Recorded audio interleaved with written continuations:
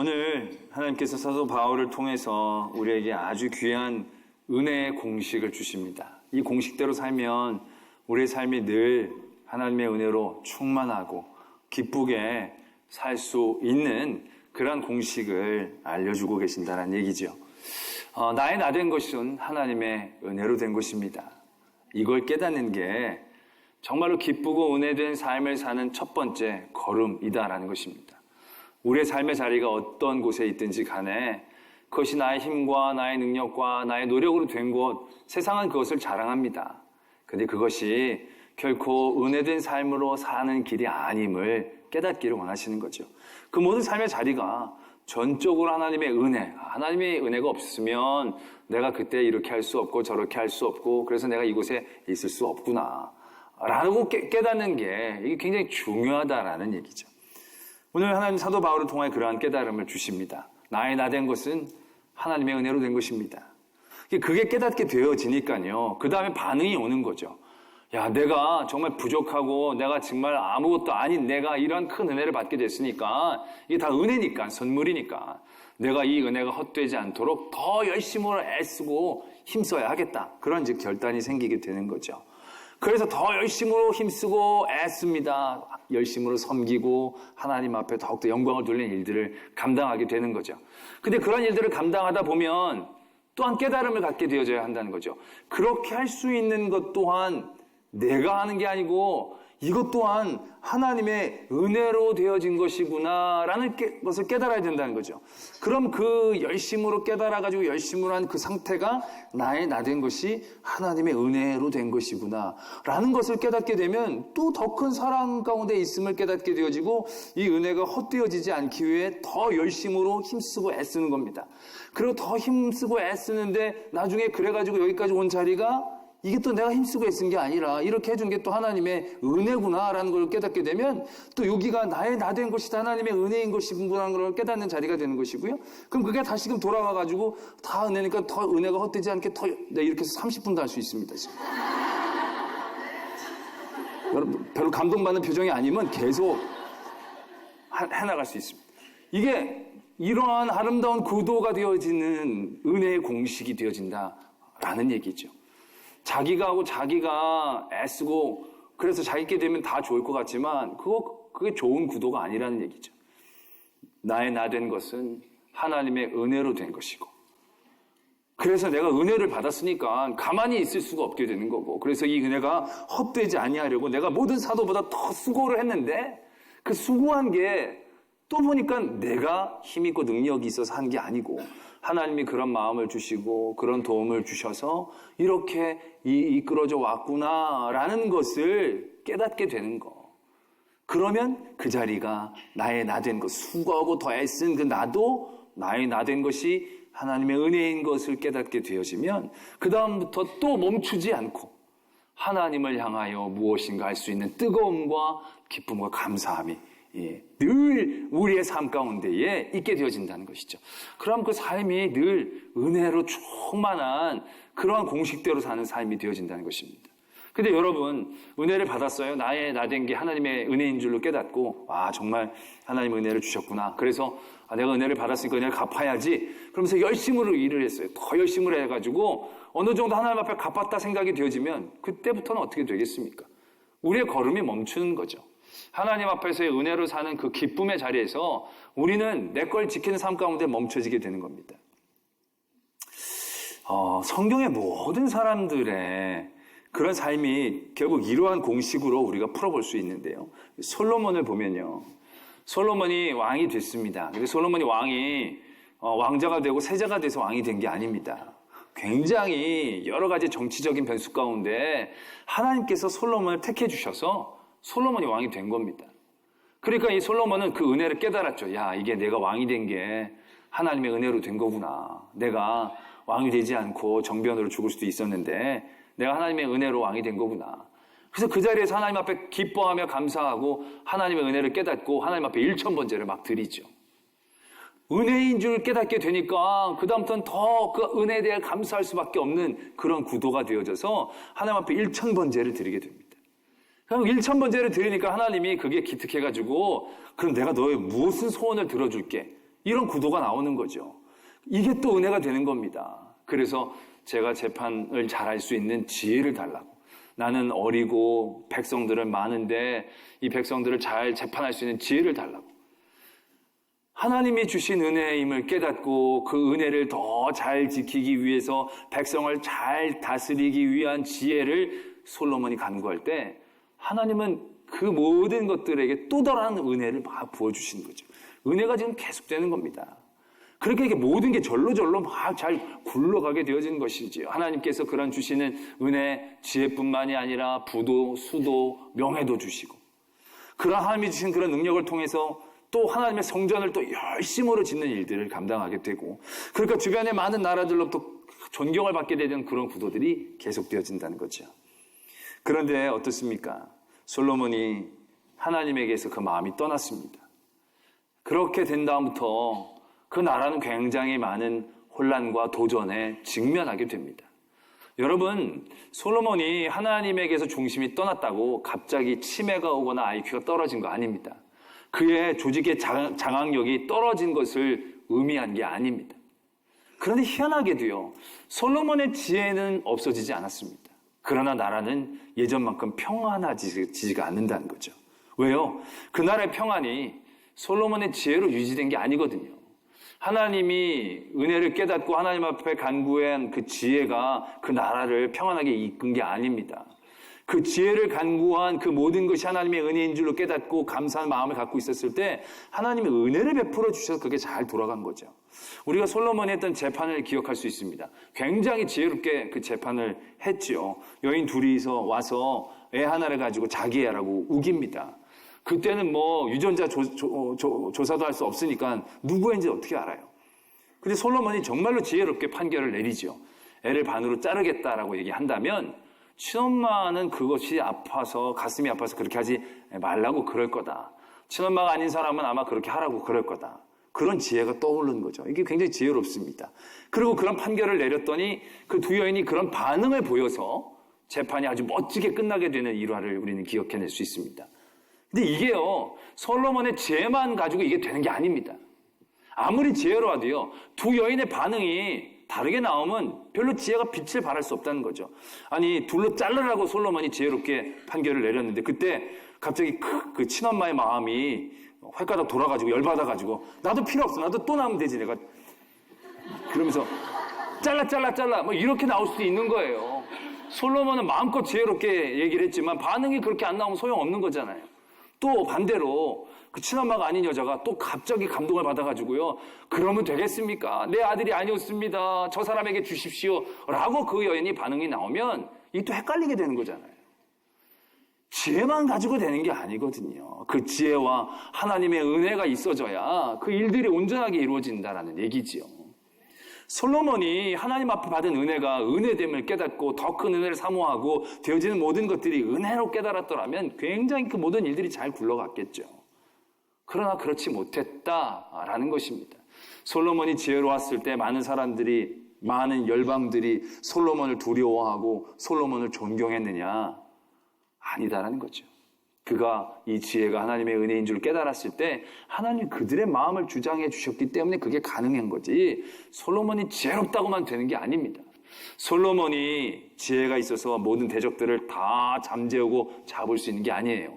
하나님의 은혜임을 깨달았을 때 하나님이 그들을 붙잡아 주셨을 때 평안했어요. 근데 하나님을 떠나갔을 때, 하나님의 은혜 자리에서 떠났을 때 그 지혜만 가지고 모든 사람들을 다 붙잡을 수가 없었다는 거예요. 여로보암이 반역을 일으키려고 했을 때 솔로몬이 힘으로 눌렀죠. 자기 지혜로 누를 수 있다고 생각하고 쫓아냈죠. 해결된 게 아니에요. 나중에 여로보암이 돌아와가지고 나라를 반으로 나누지 않습니까? 이게 똑똑하다고 되는 일이 아니거든요. 그런데 사람들은 그걸 인정을 안 하는 거죠. 마치 자기의 힘과 능력으로 그래서 그 자기의 힘과 능력으로 일일이 모든 문제들을 다 해결하려고 해보십시오. 그게 얼마나 고된 일들이 되어지느냐.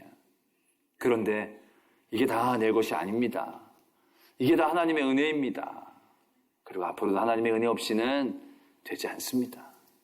라고 고백하게 되어진다면, 그래서 하나님이 모든 일들을 주관하여 주시는 것들을 보고 누릴 수 있게 된다면 그 삶이 얼마나 더 복되고 평안한 삶인가를 우리는 깨달아야 한다는 얘기지요. 오늘 하나님이 사도 바울을 통하여 주신 이 고백들, 사도 바울이 너무 기쁨과 은혜 가운데에 이렇게 넘쳐나면서 살게 되는 그런 삶의 자리들을 도전하고 있지 않습니까?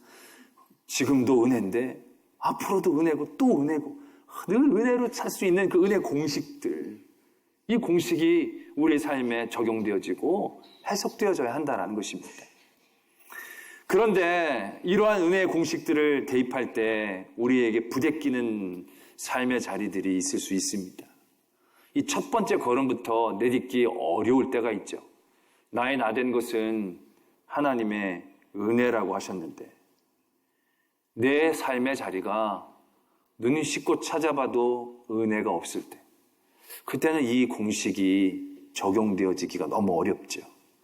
제가 많은 성도들을 만날 때마다 그런 분들 만날 때 있습니다. 진짜 이 말을 적용하기가 내 스스로가 너무 힘든 상황들을 만날 때가 있습니다. 남편으로의 여러 가지 문제가 있는데 또 아이도 큰 심각한 문제를 일으키고, 남편 문제, 자녀의 문제만으로도 심각한데 자기도 걷잡을 수 없는 질병에 걸리고 그것을 인하여 경제적으로도 너무 어려움에 처하게 되어지고, 그러니까 문제가 한두 가지가 아니라 막 서너 가지, 한 가지 문제만으로도 허덕일 만한 그런 문제들을 겹겹이 짊어지게 되는 성도들을 만날 때가 있습니다. 그런 분에게 지금 성도의 그 삶의 자리는 하나님의 은혜입니다 라고 얘기하기가 차마 입에 떨어지지 않는 상황들을 만나게 된다는 거죠. 그러니까 그다음부터는 그 삶에서 은혜를 어떻게 찾아내기가 쉽지 않은 구조가 되어진다는 것입니다. 그런 때는 우리가 어떻게 해야 하는가라는 것이죠. 오늘 우리에게 주신 이 은혜의 공식은 어떤 순간에서도 적용이 되어지는 것입니다. 왜 그게 적용이 되기 어려운 상황들을 우리가 만나게 되느냐 하면 우리가 은혜에 대한 잘못된 인식 때문에 그렇다는 거죠. 오늘 우리가 읽은 이 말씀은 은혜에 대한 말씀을 주시면서 나온 말씀이 아닙니다. 어떻게 하면 우리가 은혜롭게 사는지, 어떻게 하면 더 큰 은혜를 누릴 수 있는지에 대한 방법을 얘기하는 그 가운데에 이 말씀이 적혀진 게 아닙니다. 이 말씀은 예수 그리스도의 부활에 대한 말씀을 전하면서 나온 말씀이에요. 예수님께서 성경대로 사흘 만에 다시 살아나사 게바에게 보이시고 후에 12제자에게와 그 후에 500여 형제에게 일시에 보이셨나니 그 중에 지금까지 대다수는 살아있고 어떤 사람은 잠들었으며 그 후에 야고보에게 보이셨으며 그 후에 모든 사도에게와 맨 나중에 만삭되지 못하여 난 자 같은 내게도 보이셨느니라. 나는 사도 중에 가장 작은 자라. 나는 하나님의 교회를 박해하였으므로 사도라 칭함받기를 감당하지 못할 자니라. 그러나 내가 나된 것은 하나님의 은혜로 된 것이다. 여기서 얘기하는 사도 바울의 자기의 은혜는 자기가 지금 어떤 삶의 자리에 살고 있는지에 대한 은혜가 아닙니다. 자기가 지금 무엇을 먹고 있는지, 무엇을 입고 있는지, 어떠한 재산이 있는지에 대한 얘기를 하고 있는 게 아니라요, 단 한 가지의 은혜를 얘기하고 있다는 거죠. 예수 그리스도의 부활을 믿게 된 자기를 얘기하고 있는 겁니다. 다른 어떠한 세상적인 조건이나 요건들이 그 은혜에 포함되어 있는 게 아니고요, 철저히 내가 예수 그리스도를 믿는 사람을 핍박까지 했던 내게 예수 그리스도를 믿게 해주신 그 은혜에 집중하고 있다는 것입니다. 잘 먹고 잘 입어서가 아니고, 못 먹고 못 입어서 이런 얘기를 못하는 게 아니고요, 그런 것과는 상관없이 지금 이 얘기를 하는 사도 바울의 상황이 어떤지는 아무도 모릅니다. 배가 너무 불러서 정말 하나님 주신 은혜가 막 너무 넘쳐서 이런 얘기를 하는 것일 수도 있지만 사도 바울의 삶의 자리는 결코 그러지 못했다는 거죠. 사도 바울이 얘기한 나의 나된 은혜는 단 한 가지, 예수 그리스도의 부활, 그분의 죽음이 나를 위한 대속의 죽음이심을, 또한 부활이심을 깨닫는 그 믿음이었다는 거죠. 그리고 그 믿음만으로 기뻐하고 감격할 수 있었다라는 거지요. 그래서 내게 주신 이 믿음의 은혜가 헛되지 않게 하기 위해서 다른 사도들보다 더 열심으로 하나님의 말씀을 전하고 더 입고 더 먹는 데 애쓰는 게 아니라 이 복음을 전하고 이 복음을 나누는 일들 가운데 내가 더 힘쓰가 있었더니 내 믿음을 더 굳건히 붙잡아 주시고 더 큰 믿음의 일들이 있어지는 것들을 보게 하시는 하나님의 은혜를 더 경험하는 자리에 그가 나아갈 수 있게 되어졌다라는 얘기지요. 빌립보서에 사도 바울이 그렇게 고백을 합니다. 사도 바울도 그 당시의 삶의 자리에서 그렇게 꿀리는 사람이 아니었습니다. 그는 히브리인 중에 히브리인이고 또 율법으로는 바리새인이고요. 또 높은 학문적인 위치를 갖고 있었고요. 또 국제적으로는 로마 시민권을 갖고 있었던 사람입니다. 그가 세상적인 삶의 자리에서 뭐 하나 꿀릴 게 있는 게 없었다는 얘기죠. 그런데 사도 바울이 그 모든 것들을 이렇게 표현합니다. 내가 이렇게 잘나고 이렇게 잘난 사람이었는데 그러나 무엇이든지 내게 유익하던 것을 내가 그리스도를 위하여 다 해로 여길 뿐더러 또한 모든 것을 해로 여김은 내 주 그리스도 예수를 아는 지식이 가장 고상하기 때문이라. 내가 그를 위하여 모든 것을 잃어버리고 배설물로 여김은 그리스도를 얻고 그 안에서 발견되려 함이니 라고 적고 있다는 것입니다. 그러니까 지금 사도 바울은 우리가 내 삶의 자리가 나된 게 이게 주님의 은혜라고 얘기할 때 이게 은혜입니까? 라고 얘기하는 모든 요건들을 사도 바울은 은혜로 여기지 않았다는 겁니다. 배설물로 여겼다는 거죠. 우리가 이게 굉장히 멋진 표현으로 배설물이지 적나라하게 얘기하자면 입에도 담기 힘든 그런 아주 가치 없는 것 정도가 아니라 막 버리시고 떠나보내고 싶고 지긋지긋하고 피하고 싶은 그런 종류의 것들로 그것을 여기고 있다는 겁니다. 그 세상의 많은 가치관들, 사람들이 복이라고 얘기하는 것들, 사람들이 좋아 죽는 많은 것들, 사람들이 아이고 은혜 받았습니다라고 표현할 때 얻는 많은 세상들의 조건들을 배설물로 여겼다는 거죠. 그리고 그리스도 예수를 알고 그분을 믿는 것, 그것만을 소중하게 여기고 있다라고 사도 바울이 고백하고 있는 것입니다. 그런 고백 가운데에 사도 바울이 나의 나 된 것은 하나님의 은혜라고 얘기할 때 뭘 먹고 뭘 입는 것에 대한 얘기를 하고 있는 게 절대 아니라는 얘기지요. 오늘 우리가 읽은 고린도전서 15장 말씀이 쭉 흘러가면 이렇게 되어집니다. 19절에 우리가 10절이잖아요. 19절에 이렇게 말씀이 있습니다. 만일 그리스도 안에서 우리가 바라는 것이 다만 이 세상의 삶뿐이면 모든 사람 가운데 우리가 더욱 불쌍한 자이리라. 우리가 예수 그리스도의 부활과 그분의 복음에 대한 전적인 기쁨과 은혜의 가치들을 깨닫지 못하고 세상 것과 겸하여 그러한 것들을 바라보게 되어진다면 우린 참 불쌍한 사람이라는 거예요. 참 힘들게 살고 있는 사람이라는 거예요. 여러분, 우리가 하나님 앞에 나올 때 주일날 가게 문 닫고 그리고 평일만 영업했더니 하나님이 평일에 매상을 많이 올려주셔서 그런 간증은요, 솔직히 100가정 중에 한 가정 나오는 거예요. 주일날 문 안 열면 돈 그만큼 못 버는 거예요. 그렇지 않아요? 주일날 믿음으로 닫았더니 평일날 더 벌게 해주셨다. 그런 예는 많지 않아요. 그런데 우리는 주일날 놀면 평일 매상을 높여주실 줄로 믿고 이게 불쌍하다라는 거예요. 그리고 주일날 공부하지 마. 왜? 주일날 공부하지 말고 예배만 드리면 평일날 집중력 있게 해주셔서 더 좋은 성적을 얻게 해주실 거야. 절대 안 그래요. 하루 더 공부하면 더 잘해요. 그렇게 공부했더니 좋은 대학 갔다는 애들은 드물어요. 걔가 주일까지 공부했으면 더 좋은 학교 갈 수 있어요. 목사가 저런 말을 하나? 목사가 하는 말이니까 들으셔야 돼요, 여러분들. 여러분, 우리나라 최고의 S대학에 교회 다니는 애들이 많겠어요? 안 다니는 애들이 많겠어요? 그러면서 뭘 그런 걸 바라내는 거예요. 그런 걸 바라면서 믿는다는 건 불쌍하다라는 거예요. 불쌍하다라는 거. 그러한 복과 그러한 은혜에 치우쳐 우리가 하나님에 대한 믿음을 갖고 있다면 우리는 더욱 불쌍한 사람들이라는 거예요. 믿지 않는 사람들보다 더 불쌍한 거예요. 양다리 걸치면서 너무너무 힘들게 사는 거예요. 아싸하게 짧고 굵게 가세요. 그냥 주일날 흥청망청 놀고 예배 드리지 말고 그냥 길로 산으로 다 누리고 나서 그 다음에 좀 지옥 가서 고생하면 되지. 여기서도 편치 않고 저기서도 편치 않았다가 천국문에 이르러서도 합격이 될까 말까 간달 해가지고 불안해하고 불쌍하다는 거예요. 사도 바울은 은혜에 대하여 분명하게 우리에게 도전하고 계신다는 거죠.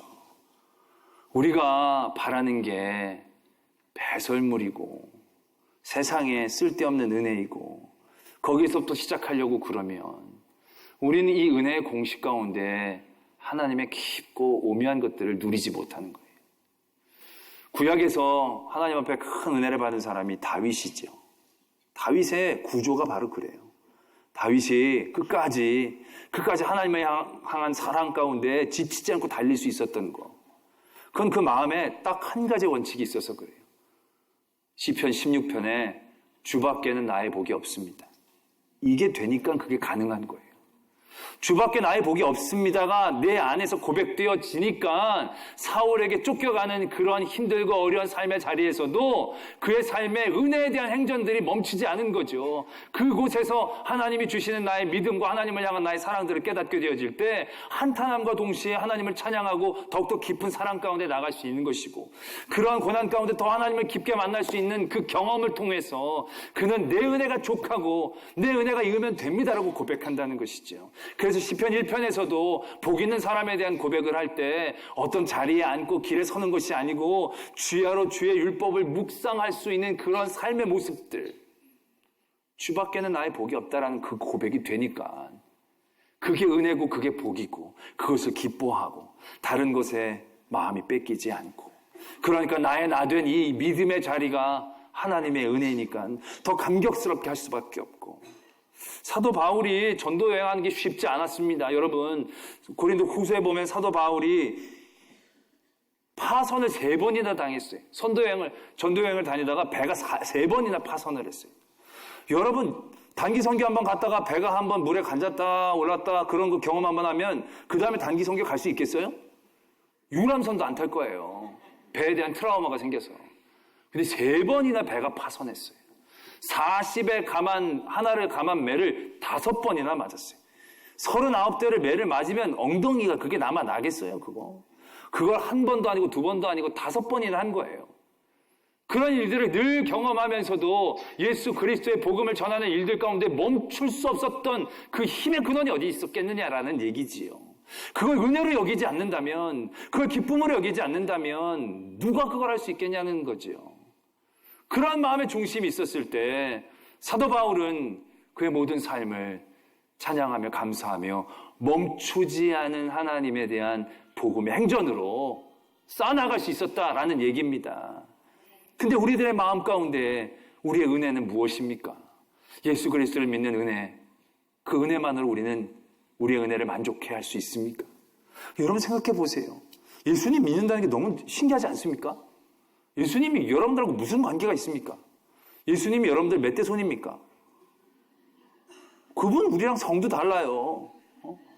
핏줄도 달라요. 나라도 저쪽에 있어요. 그리고 2000년 전 사람이에요. 근데 그 사람이 이렇게 믿게 되어지고 그분이 날 위한다는 게 믿겨지게 되는 게 이게 가능한 일이냐는 거죠. 우리가 뭘 잘했길래.